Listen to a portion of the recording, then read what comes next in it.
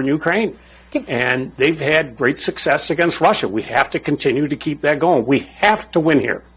America has to win. Democracy has to win. We've got to get freedom for Ukraine here. Can I ask you something more sort of closer to home? Because there's a lot of talk now in the press in the United States that the Biden administration may be considering you, adding you to the cabinet. What can you tell us about that? I mean, you're certainly very robustly out there defending, the administration's point of view. I'm in Ukraine today, and listen, I love Joe Biden. I've known the president for 4 decades. I will do anything the President of the United States of America wants me to do. Okay. And I'll just leave it at that. All right. Well, we'll watch this space. Listen, I want Americans. Yeah? What's that? I said we'll watch this space. But I want every American. Mm-hmm. Yep. Okay. Let me just ask this next question, and you can add what you were thinking. The debt issue, which is a huge issue that, tomorrow morning there's going to be a very anticipated and important meeting between President Biden and congressional leaders. The Treasury is warning of economic chaos and catastrophe. The U.S. has, I believe, never defaulted. I mean, correct me if I'm wrong.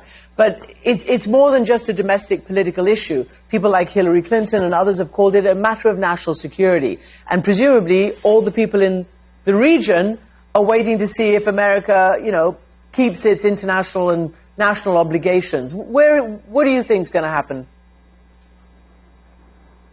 Well, I agree with you there. Let me tell you, people around the world, especially the region that I'm in here, they pay a lot of attention to what is happening in America. And they pay attention to what American politicians say. And they pay attention to what American politicians say about what's happening over here in Ukraine. It reverberates throughout this entire country. That's why I'm here, and I was so glad to be here, as I say, on a fact-finding mission as a private citizen, but to convey my personal opinion, this is the fight for democracy. We have to win this here in Ukraine. We've got to raise the debt ceiling. I just hate to see the politics that's played with this.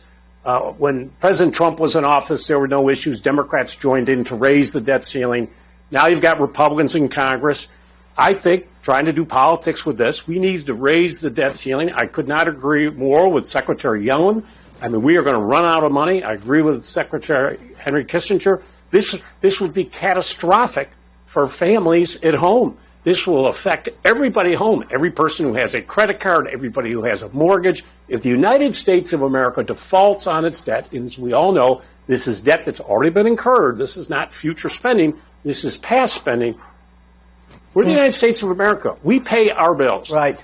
And that's why we got to quit the politics playing with this debt ceiling. We've got to raise it, and let's move on. And let's get back to focusing on helping people at home and making sure that their lives are better. We've just had gigantic job growth in the United States of America. This economy has made great progress in getting people back to work after COVID.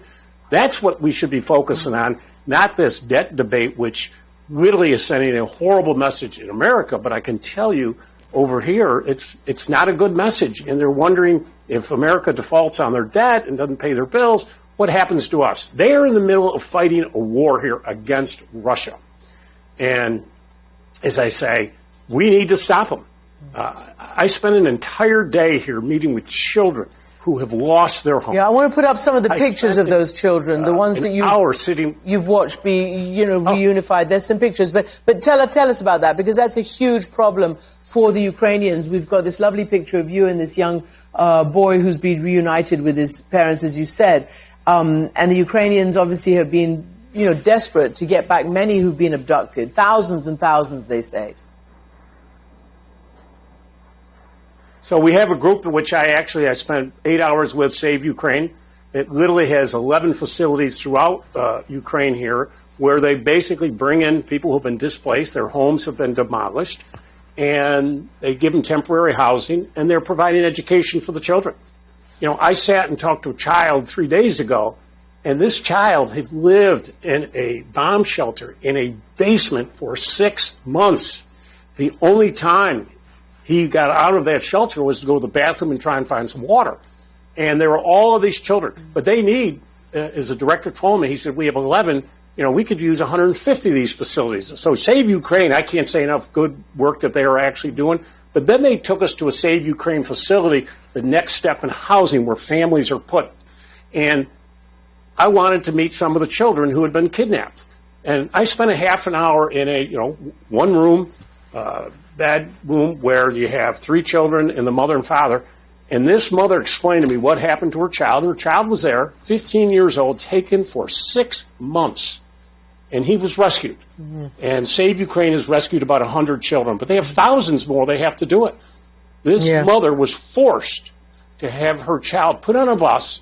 Supposedly it was going to be a couple weeks of fresh air. She knew what was going to happen. She told her son, don't give them any documentation. And the Russian official said, you either put your son on that bus or we're taking all your rights away from him and he will no longer be your child. And he went on the bus, and for 6 months, he was taken away. He had to listen to the Russian national anthem for 2 hours a day. And there's thousands of children like this. This is what we're fighting for. Mm-hmm. Yeah. And that's why America is here, to make sure we're helping. It is so important. This is such an important fight for democracy and fight for who we are as human beings. Governor McAuliffe, thank you so much indeed for joining us from Kyiv. Thanks so much.